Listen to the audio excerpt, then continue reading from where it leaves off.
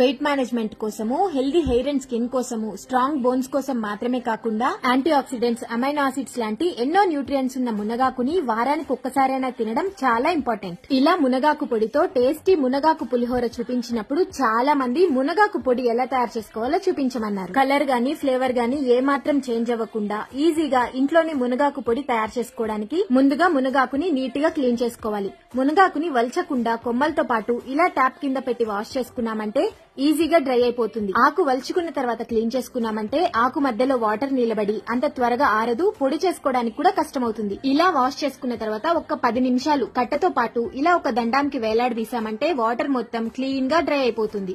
ఇప్పుడు ఆకుని నీట్ గా వలుచుకొని ఒక 3 గంటలు ఇంట్లోనే ఫ్యాన్ కింద ఆరబెట్టుకున్నామంటే మిగిలిన తడి కూడా పోతుంది. ఇప్పుడు ఒక మందపాటి కడాయి తీసుకుని ఆకుని మొత్తం అందులో వేసుకుని స్టవ్ ఆన్ చేసుకుని ఫ్లేమ్ లోలో పెట్టుకుని మాత్రమే ఆకుని పూర్తిగా ఫ్రై చేసుకోవాలి.